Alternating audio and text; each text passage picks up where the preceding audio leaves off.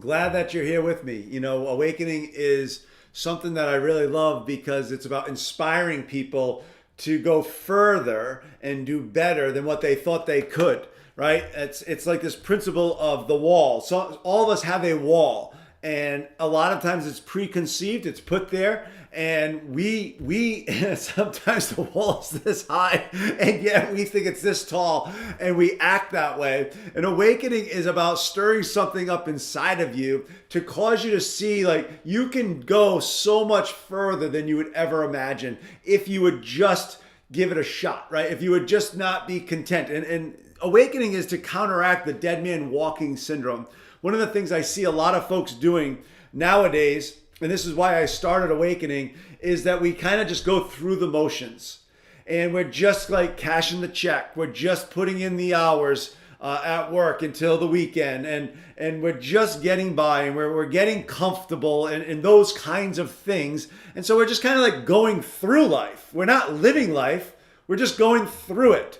And a lot of it's just routine. It's the monotony of over and over and over again. Same thing, different day. I hate that. I hate when people say that. It's like, no, this is a new day.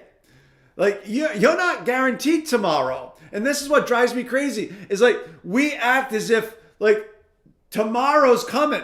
You don't know tomorrow's coming. All you have is right now.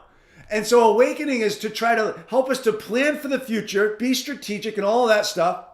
Have a 1-year goal. Have a 3-year picture. Have a 5-year goal. Like all that stuff is awesome. But you live in this moment and you live moment to moment. And if I could just help you to say that this day is the day that you have. This is it. And so live as if this was it. Have passion. Wake up with a sense of like, hey, we're going to do something special today. And that doesn't mean something grandiose. It could just be like, loving on somebody, sharing something. I want to tell you something. This morning, I'm so proud of my wife. And we're going on 30 years in November. And I married my best friend. She's an amazing person. So this week we've been talking about different routines and lifting and working out and health and all that stuff. So she goes, you know what I want to do? So I want to start waking up at 4:45 and I want to lift before I go to work. And I'm like, well, have fun with that. Right?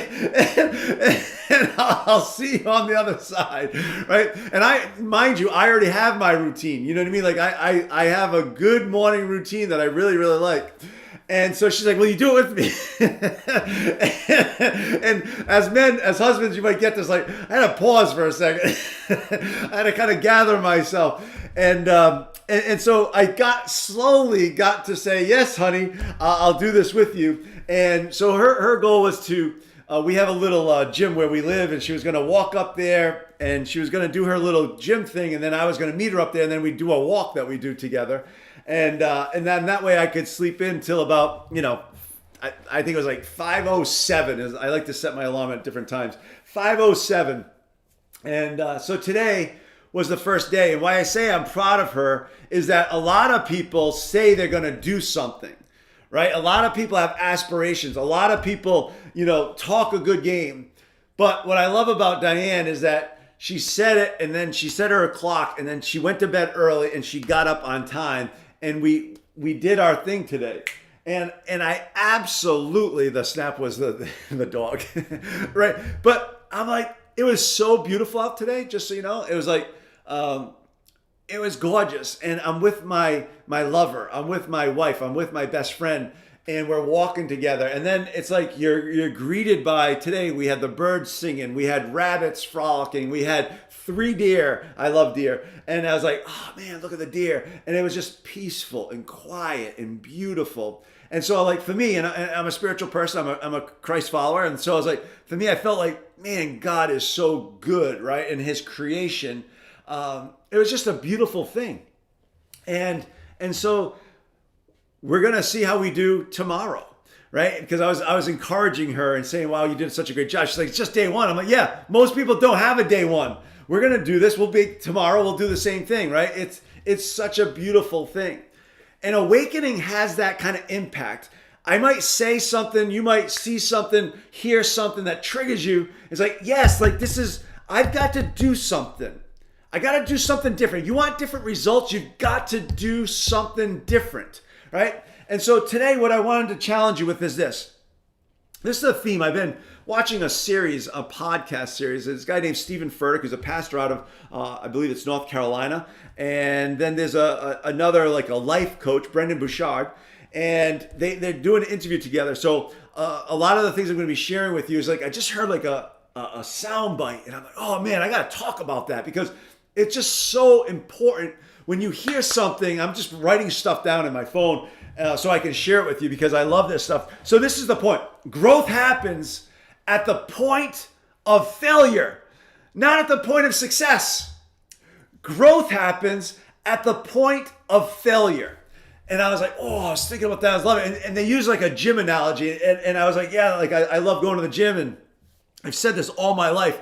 I've had so many different partners throughout. I started lifting when I was 11 years old.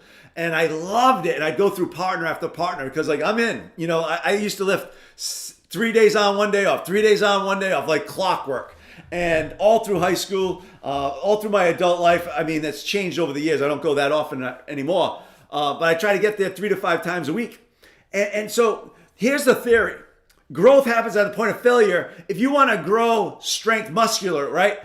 You've got to get to that point of failure and then do 3 more. That was always the thing that I would do. I'd be like, I would have my spotter. This is why it was so important.